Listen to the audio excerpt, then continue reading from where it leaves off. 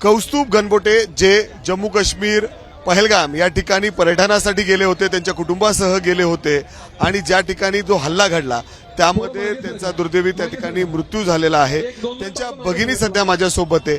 अक्षरशः दुःखाचा डोंगर त्यांच्यावर कोसळलेला आहे। जर आपण बघितलं तर खूप दुःखात येत ते। आपण त्यांच्याशी बोलण्याचा प्रयत्न करू। ताई, कधी बोलणं झालं? तुम्ही मोठ्या भगिनी आहात त्यांच्या? नाही, तो माझा मोठा भाऊ आहे। चला मागे सरका थोडं ताई, थोडं सगळे मागे या। जाताना काही बोलून गेलते? कधी संपर्क झाला होता शेवटचा तुमचा? नाही, वहिनी बरोबर झालं होतं, जाणार आहे म्हणून ट्रिपला। तिकडून फोटो वगैरे बघत होतो रे मी। आता 3च दिवस झाले होते जाऊन त्याला, आणि मग सडनली काल असं झाल्याचं कळलं। आधी विश्वासच बसला नाही।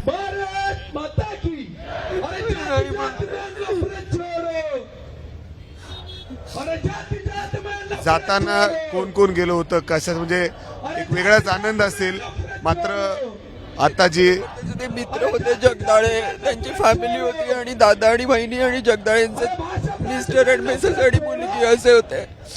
त्या मुलीच्या समोर जगदाळ्यांना आणि माझ्या बहिणीच्या समोर दादाला गोळ्या घातल्या डोळ्यांसमोर, म्हणजे ते काहीच करू शकले नाहीत। आणि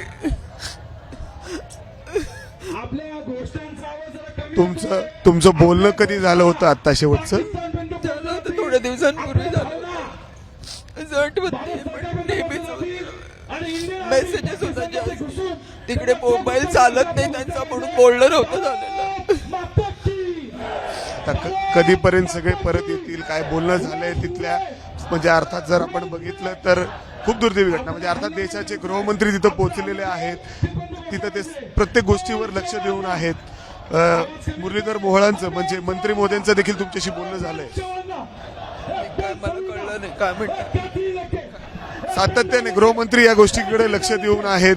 हल्ला झाला, हल्ल्याला प्रत्युत्तर दिला जाईल, मात्र ज्या पद्धतीने हे सगळं होतंय, पर्यटकांवर हल्ला, पर्यटकांवर तर परिणाम नक्कीच होणार, कारण आता काश्मीर खूप ओपनली पर्यटक निघाले होते तिकडे गेले 3 वर्षांमध्ये, पण असं झाल्यानंतर आता कोण स्वतःचा जीव धोक्यात घालून जाईल मला खरंच माहित नाही, म्हणजे शंका। आम्ही पण 2 वर्षापूर्वी अमरनाथ यात्रेला गेलो होतो, पण अमरनाथ यात्रा करताना सुरक्षा व्यवस्था खूप चांगली होती, त्यामुळे अशा कधी भीती वाटली नाही। पण आता पाय ठेवायला खूप भीती वाटेल काश्मीरमध्ये।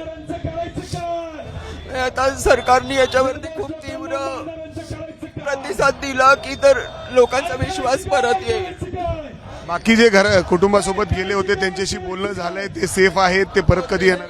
ते आता संध्याकाळी 6 वाजता तिकडून निघणार आहेत आणि मग वाया दिल्ली पुण्याला 11-11:30 पर्यंत पोहोचते। येणार? हो, आताच त्याच्या मुलाबरोबर बोलणं झालं थोड्या वेळापूर्वी। त्याने सांगितलं की ते एअरपोर्टवर आहेत आणि 6 वाजता निघणार आहेत। काही मित्र देखील आहेत त्यांचे, म्हणजे तुमचं बोलणं झालं त्यांचं? तुम्हाला भेटून गेलते? मला भेटून गेलते, 10 दिवस होते। 10 दिवसापूर्वी मला भेटले। मी त्यांचं परसान पण घेतला आणि मला म्हणले, अरे मी बरेच दिवसांनी चाललोय, कधी जात नव्हते ट्रिपला, कधी जायचे नाही, धंदा सोडून ते कुठं जायचे नाही, आणि बहिणीला भेटायचे। ह्या बहिणी सारखी येत असायची, त्याची काळजी घ्यायची, पण असं होईल कळलं नाही। पण ते बोलले मला महाबळेश्वरला जायचं होतं, पण नंतर त्यांनी काय, जगदाळे त्यांचे खास दोस्त आहेत, ते पण दुकानावर यायचे, आणि ते दोघं म्हणले आम्ही काश्मीरला जाणार आहे एक 5-7-8 दिवसापर, पण असं होईल सांगता येत नव्हतं।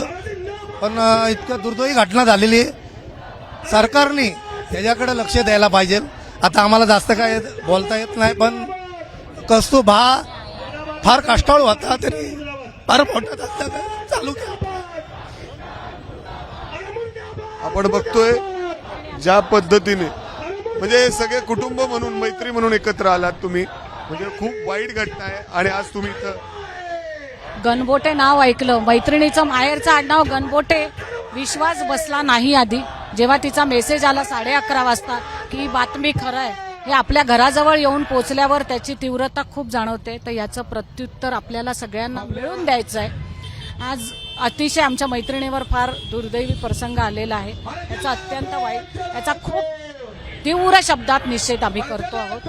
जास्त बोलण्याच्या मनस्थितीत आम्ही पण नाही आहोत। सो अक्षरशः अत्यंत सुखसुखाट आहे. अगदी अगदी सगळं पुणे संपूर्ण पुण्यात शुकशुकाट आहे. आणि आपण बघतोय ही घटना घडल्यानंतर अक्षरशः या कुटुंबावर दुःखाचा डोंगर कोसळलेला आहे. बोलता देखील येत नाहीये. मोठे भाऊ होते, जाताना देखील भेटून गेलेले आहेत आणि त्यानंतर थेट अशी बातमी आली, अत्यंत वेदनादायी, दुःख देऊन जाणारी, हळहळ करणारी. कॅमेरामॅन राजेश बिडकरसह मी विकी घई, एबीपी माझा, पुणे. एबीपी माझा, उघडा डोळे बघा नीट.